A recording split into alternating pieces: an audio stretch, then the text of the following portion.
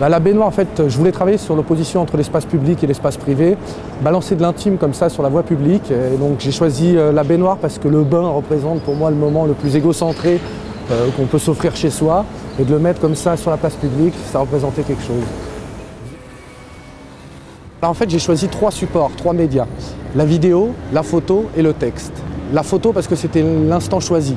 La vidéo, c'est le moment qu'on raconte, et le texte, c'est la description. Donc en gros, les 3 supports dans leur ensemble permettent de raconter la performance dans son intégralité. Alors pourquoi le noir et blanc? Parce que pour l'iconographie parisienne, je trouvais que c'est ce qui la mettait le mieux en valeur. C'est assez bateau de dire ça, mais cohérent, je crois. Elle pèse entre 150 et 160 kg. Tous ceux qui veulent venir, ils viennent. Alors en fait, ça a démarré avec l'idée d'aller mettre cette baignoire sur le quai du métro. Parce qu'il y avait une idée de challenge logistique, comment faire passer la baignoire en fond de cet objet hyper encombrant, hyper lourd, de l'autre côté des barrières du métro. Et surtout, ça nous a amené à faire rencontrer donc, pour la première fois cette baignoire aux gens comme ça qui passaient dans l'espace public, et ça nous a donné envie d'aller dans les endroits où il y avait de plus en plus de monde pour confronter vraiment cette baignoire au regard des gens. Non mais ça c'était le quai numéro 24, voilà, il s'est passé plein de choses dessus. Ce qui est assez marrant dans cet endroit, c'est qu'on a mis la baignoire juste dans cette alcôve là,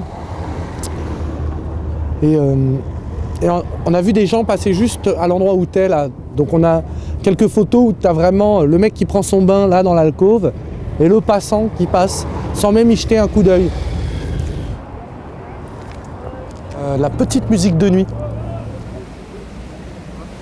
Pierrot le Fou. Il y a une vingtaine de personnes qui ont participé à l'élaboration de ce projet-là et sans eux, il n'y aurait rien eu. Et je crois que c'est ça qui m'a le plus plu et c'est ça qui me donne envie de continuer, d'aller emmener cette baignoire un peu vers d'autres horizons. Baignoire quand c'est possible.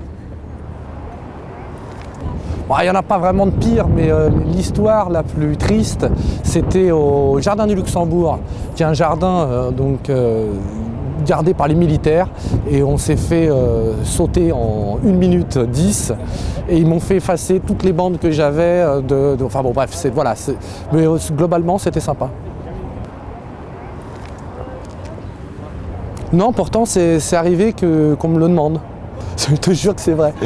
Il y a une gonzesse qui m'a dit en soirée, etc. Elle a appris que je faisais ce truc là et elle m'a dit mais il y a moyen de dormir dans ta baignoire, j'habite un peu loin ce soir et tout. Je dis ah non, c'est privé.